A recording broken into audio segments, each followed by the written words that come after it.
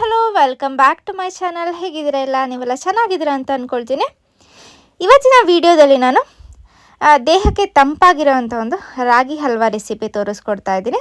ಅದಕ್ಕೂ ಮುಂಚೆ ನನ್ನ ಚಾನಲ್ಗೆ ಹೊಸ ವ್ಯೂವರ್ಸ್ ಆಗಿರೋ ಚಾನಲ್ನ ಸಬ್ಸ್ಕ್ರೈಬ್ ಮಾಡಿಕೊಂಡು ವಿಡಿಯೋ ನೋಡಿ. ಹಾಗೆ ಈ ವಿಡಿಯೋ ಇಷ್ಟ ಆದರೆ ಲೈಕ್ ಮಾಡೋದನ್ನು ಮರಿಬೇಡಿ. ಹಾಗೆ ರೆಸಿಪಿನ ಟ್ರೈ ಮಾಡಿ ನನಗೆ ಕಮೆಂಟ್ ಸೆಕ್ಷನಲ್ಲಿ ತಿಳಿಸಿ ಹೇಗೆ ಬಂತು ಅಂತ. ಬನ್ನಿ ನೋಡೋಣ. ನಾನಿಲ್ಲಿ ರಾಗಿ 2 ಕಪ್ ಆಗೋಷ್ಟು ರಾಗಿನ 2 ರಿಂದ 3 ಗಂಟೆ ನಾನು ನೆನೆಸಿಟ್ಟಿದ್ದೆ. ನೋಡ್ಬೋದು ನೆಂದಿದೆ ಚೆನ್ನಾಗಿ. ಅದಾದಮೇಲೆ ನಾನಿಲ್ಲಿ 1 ಕಪ್ ಆಗೋಷ್ಟು ತೆಂಗಿನಕಾಯಿ ತುರಿ ತೊಗೊಂಡಿದ್ದೀನಿ. ನಂತರ ಇದಕ್ಕೆ 2 ಕಪ್ ಆಗೋಷ್ಟು ಬೆಲ್ಲ, 2 ಕಪ್ ಆಗೋಷ್ಟು ತಗೊಳ್ಳಿ. ನೆಕ್ಸ್ಟ್ ಒಂದು ಮಿಕ್ಸರ್ ಜಾರ್ ತಗೊಂಡು ಈ ರಾಗಿನ ನಾವು ಗ್ರೈಂಡ್ ಮಾಡ್ಕೊಳ್ಳೋಣ. ಸೊ ನಾನು 2 ಬ್ಯಾಚ್ ಆಗಿ ಮಾಡಿ ಹಾಕ್ಕೊಳ್ತಾ ಇದ್ದೀನಿ. ಇದಕ್ಕೆ ರಾಗಿ ಮುಳುಗೋ ಅಷ್ಟು ನೀರನ್ನು ಸೇರಿಸ್ಕೊಳ್ಳಿ. ನೋಡ್ಬೋದು ರಾಗಿ ಮುಳುಗೋ ಅಷ್ಟು ನೀರನ್ನು ಸೇರಿಸಿ ಇದನ್ನು ಚೆನ್ನಾಗಿ ಪೇಸ್ಟ್ ಮಾಡ್ಕೊಳ್ಳೋಣ. ನೆಕ್ಸ್ಟ್ ನಾವು ಅದನ್ನು ಪೇಸ್ಟನ್ನು ಒಂದು ಜರಡಿ ಇಟ್ಕೋಬೇಕು. ನೀವು ಈ ರೀತಿ ಒಂದು ಚಿಕ್ಕ ಹೋಲಿಂದು ಜರಡಿ ಇಲ್ಲ, ದೊಡ್ಡ ಜರಡಿ ಇಲ್ಲ ಅಂದರೆ ನೀವು ಯಾವುದಾದ್ರೂ ಒಂದು ವೇಲೋ ಅಥವಾ ಏನಾದರೂ ಒಂದು ಕ್ಲಾತಿಂದನೂ ನೀವು ಇದನ್ನು ಸೋಸ್ಕೋಬೋದು. ತುಂಬ ದೊಡ್ಡ ಜರಡಿ ಬರುತ್ತಲ್ಲ ಅದನ್ನು ನೀವು ಅದರಲ್ಲಿ ಮಾಡೋಕ್ಕೆ ಹೋಗಬೇಡಿ. ಚಿಕ್ಕ ಚಿಕ್ಕ ಹೋಲ್ ಇರಬೇಕು. ಅದು ಇಲ್ಲ ಅಂದರೆ ಕ್ಲಾತ್ ಯೂಸ್ ಮಾಡ್ಕೊಳ್ಳಿ. ಸೊ ಈ ರೀತಿ ಮತ್ತೆ ನಾವು ಉಳಿದಿತ್ತಲ್ಲ ಆಮೇಲೆ ರಾಗಿದು ಅದರಲ್ಲಿ ಮತ್ತೆ ಇನ್ನೊಂದ್ಸಲಿ ಸ್ವಲ್ಪ ನೀರನ್ನು ಹಾಕಿ ಗ್ರೈಂಡ್ ಮಾಡಿ ಕೂಡ ನೀವು ಮತ್ತೆ ಸ್ವಲ್ಪ ನೀರನ್ನು ತೆಗಿಬೋದು. ಸೊ ಹಾಗೆಯೇ ಸೆಕೆಂಡ್ ಬ್ಯಾಚ್ ಈ ರೀತಿ ಸ್ವಲ್ಪನೇ ಹಾಕಿ ನೀವು ಇದನ್ನು ಶೋಧಿಸ್ಕೊಳ್ಳಿ.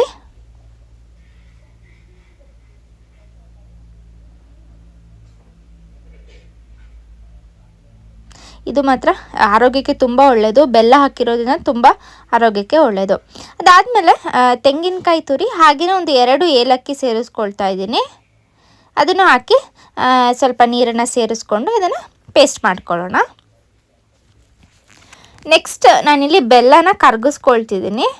ಬೆಲ್ಲದಲ್ಲಿ ಕಸ ಕಡ್ಡಿ ಇಲ್ಲ ಅಂದರೆ ನೀವು ಹಾಗೆ ಸೇರಿಸ್ಕೋಬೋದು, ಇಲ್ಲಾಂದರೆ ಸ್ವಲ್ಪ ನೀರಾಗಿ ಮಾಡ್ಕೊಳ್ಳಿ. ನೆಕ್ಸ್ಟ್ ನಾವು ಇಲ್ಲಿ ಒಂದು ಮಿಕ್ಸ್ ಮಾಡಿಟ್ಕೊಂಡಿದ್ವಲ್ಲ ರಾಗಿದು ಗ್ರೈಂಡ್ ಮಾಡಿಟ್ಕೊಂಡಿದ್ವಲ್ಲ ಅದನ್ನು ಗ್ಯಾಸ್ ಸ್ಟವ್ ಮೇಲೆ ಇಟ್ಕೊಂಡಿದ್ದೀನಿ. ಸೊ ಇದನ್ನು ಕೈ ಆಡಿಸ್ತಾನೆ ಬನ್ನಿ. ಸೊ ಈ ಗಟ್ಟಿ ಲಮ್ಸ್ ಎಲ್ಲ ಹೋಗೋ ತನಕ. ಅದಾದಮೇಲೆ ಬೆಲ್ಲನ ನಾವು ನೀರು ಮಾಡ್ಕೊಂಡಿದ್ವಲ್ಲ ಅಂದರೆ ಬೆಲ್ಲದ ನೀರು ಅದನ್ನು ಹಾಕ್ಕೊಳ್ತಿದ್ದೀನಿ. 2 ಕಪ್ ಅಷ್ಟು ಬೆಲ್ಲ. ಅದಾದಮೇಲೆ ಅದಕ್ಕೆ ಸ್ವಲ್ಪ ಟೇಸ್ಟಿಗೆ ಉಪ್ಪನ್ನು ಹಾಕ್ಕೊಳ್ಳಿ.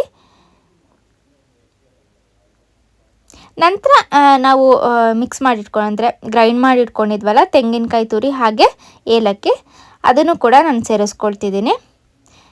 ತೆಂಗಿನಕಾಯಿ ಇದು ಗ್ರೈಂಡ್ ಮಾಡಿಟ್ಕೊಂಡಿರೋದನ್ನ ಮತ್ತೆ ಶೋಧಿಸ್ಕೋಬೇಕು ಅಂತ ಏನಿಲ್ಲ, ಅದು ಹಾಕಿದರೆ ತುಂಬ ಚೆನ್ನಾಗಿರುತ್ತೆ. ಸೊ ಇವಾಗ ಇದನ್ನು ಕೈ ಆಡಿಸ್ತಾನೆ ಬನ್ನಿ. ಕೈ ಬಿಡಬೇಡಿ, ಅದು ಪೂರ್ತಿ ಗಟ್ಟಿಯಾಗಿಬಿಡುತ್ತೆ. ಸೊ ಒಂದು ಮೀಡಿಯಮ್ ಫ್ಲೇಮಲ್ಲಿ ಇಟ್ಟು ನೀವು ಇದನ್ನು ಕೈ ಆಡಿಸ್ತಾ ಬರಬೇಕು. ಇದು ಪೂರ್ತಿಯಾಗಿ ಗಟ್ಟಿಯಾಗ್ತಾ ಬರುತ್ತೆ.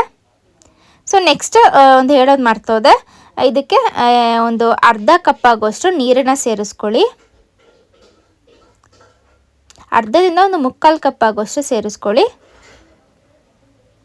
ಸೊ ಇದೇನಾದರೂ ಗಟ್ಟಿ ಆಯಿತು ಅಂದರೆ ಇವಾಗ ರಾಗಿ ಬೆಂದಿರಲ್ಲ, ಬಟ್ ಏನಾಗಿರುತ್ತೆ ಮಿಕ್ಸರ್ ಏನಾಗಿದೆ ಗಟ್ಟಿಯಾಗಿರುತ್ತೆ. ಆವಾಗ ನೀವು ಸ್ವಲ್ಪ ನೀರನ್ನು ಸೇರಿಸ್ಕೊಂಡು ಮಿಕ್ಸ್ ಮಾಡ್ಕೊಳ್ಳಿ. ನೋಡ್ಬೋದು ಈ ರೀತಿ ಮಿಕ್ಸ್ ಮಾಡ್ತಾ ಈ ಕನ್ಸಿಸ್ಟೆನ್ಸಿ ಬರಬೇಕು.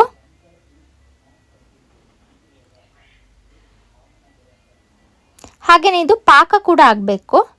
ಆ ರೀತಿ ನೀವು ಮಿಕ್ಸ್ ಮಾಡ್ತಾನೆ ಬರಬೇಕು.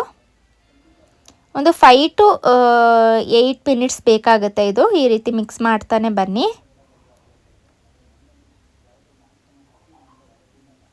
ಇವಾಗ ಇದು ಆಗಿದೆ ಅಂತ ಚೆಕ್ ಮಾಡೋಣ. ಈ ರೀತಿ ಬೌಲ್ಗೆ ಸ್ವಲ್ಪ ನೀರನ್ನು ತಗೊಂಡು ಆ ನೀರಿಗೆ ಈ ರೀತಿ ಚೆಕ್ ಮಾಡ್ಕೊಳ್ಳಿ. ಇದು ಗಟ್ಟಿಯಾಗಿ ತೇಲ್ತಾ ಇದೆ ಅಂದರೆ ಇದು ಆಗಿದೆ ಅಂತ ಅರ್ಥ. ಬಟ್ ಇನ್ನೂ ಸ್ವಲ್ಪ ಗಟ್ಟಿ ಬೇಕು ಅಂದರೆ ಇನ್ನೂ ಸ್ವಲ್ಪ 2 ನಿಮಿಷ ನೀವು ಇದನ್ನು ಈ ರೀತಿ ಫ್ಲೇಮ್ ಆನ್ ಮಾಡಿಕೊಂಡೆ ಮಿಕ್ಸ್ ಮಾಡ್ಕೊಳ್ಳಿ. ಇವಾಗ ಇದು 2 ನಿಮಿಷ ನಾನು ಅಗೇನ್ ಇದನ್ನು ನಾನು ಮಿಕ್ಸ್ ಮಾಡ್ಕೊಂಡಿದ್ದೀನಿ. ಇವಾಗ ಇದು ರೆಡಿಯಾಗಿದೆ. ನೆಕ್ಸ್ಟ್ ನಾನು ಒಂದು ಪ್ಲೇಟಿಗೆ ಇದನ್ನು ಸರ್ವ್ ಮಾಡ್ಕೊಳ್ಳೋಣ. ಅಂದರೆ ಇದು ಏನು ಹಲ್ವಾ ರೀತಿ ನಾವು ಮಾಡ್ಕೋಬೇಕು. ಒಂದು ಪ್ಲೇಟಿಗೆ ಸ್ವಲ್ಪ ತುಪ್ಪ ಸವರ್ಕೊಂಡು ಅದರ ಮೇಲೆ ಈ ರೀತಿ ಹಾಕ್ಕೊಳ್ಳೋಣ. ಇದು ಒಂದು 2 ರಿಂದ 3 ಗಂಟೆ ನೀವು ಇದನ್ನು ತಣ್ಣಗಾಗೋದಕ್ಕೆ ಬಿಡಬೇಕು. ಅವಾಗ ಇದು ಗಟ್ಟಿ ಆಗುತ್ತೆ.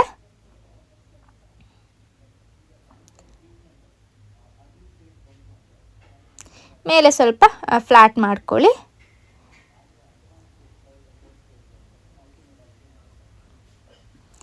ಇವಾಗ ಇದನ್ನು ನಾವು ಒಂದು 2 ಗಂಟೆ ನಾವು ಇದನ್ನು ತಣ್ಣಗಾಗೋದಕ್ಕೆ ಬಿಡೋಣ. ಹೊರಗಡೆನೇ ಇಡಿ, ಏನು ಫ್ರಿಜ್ಜಲ್ಲಿ ಇಡಬೇಕು ಅಂತ ಏನಿಲ್ಲ. ನೋಡ್ಬೋದು ನಾನಿಲ್ಲಿ ಒಂದು 2 ಗಂಟೆ ಆದಮೇಲೆ ತೆಗೆದು ನೋಡ್ತಾ ಇದ್ದೀನಿ ಎಷ್ಟು ಗಟ್ಟಿಯಾಗಿ ಬಂದಿದೆ. ಹಾಗೆಯೇ ತಿನ್ನೋದಕ್ಕೆ ತುಂಬ ಸಾಫ್ಟಾಗಿ ಬರುತ್ತೆ. ಇದನ್ನು ನಾವು ಕಟ್ ಮಾಡ್ಕೊಳ್ಳೋಣ. ನಿಮಗೆ ಯಾವ ಶೇಪ್ ಬೇಕೋ ಆ ಶೇಪಲ್ಲೇ ನೀವು ಕಟ್ ಮಾಡ್ಕೋಬೋದು.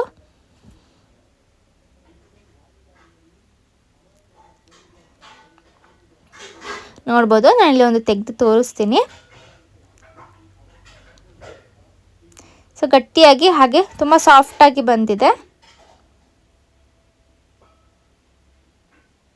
ನೀವು ಇದಕ್ಕೆ ಬೇಕಾದರೆ ಡ್ರೈ ಫ್ರೂಟ್ಸ್ ಆ್ಯಡ್ ಮಾಡ್ಕೋಬೋದು. ಸೊ ಹೀಗೆ ತಿನ್ನೋದಕ್ಕೆ ತುಂಬ ಚೆನ್ನಾಗಿರುತ್ತೆ.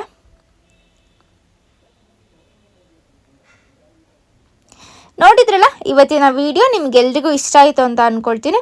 ಇಷ್ಟ ಆಗಿದ್ರೆ ಲೈಕ್ ಮಾಡೋದನ್ನ ಮರಿಬೇಡಿ. ಹಾಗೆ ಈ ಏನು ವಿಡಿಯೋ ಇಷ್ಟ ಆದರೆ, ತುಂಬ ಇಷ್ಟ ಆದರೆ ಕಮೆಂಟ್ ಮಾಡಿ. ಹಾಗೆ ನಿಮ್ಮ ಫ್ಯಾಮಿಲಿ ಆ್ಯಂಡ್ ಫ್ರೆಂಡ್ಸ್ಗೆ ಕೂಡ ಶೇರ್ ಮಾಡಿ. ಹೀಗೆ ನನಗೆ ಸಪೋರ್ಟ್ ಮಾಡ್ತಾಯಿರಿ. ಇನ್ನೇನು ನನ್ನ ಗೋಲ್ ರೀಚ್ ಆಗೋ ಅಂತ ಏನು ಈ ಸಬ್ಸ್ಕ್ರೈಬರ್ಸ್ ಆಗ್ತಾ ಇದ್ದಾರೆ. So again thank you for watching. ಹಾಗೆ ನನ್ನ ವಿಡಿಯೋನ ಸ್ಕಿಪ್ ಮಾಡದೆ ನೋಡಿ. Thank you.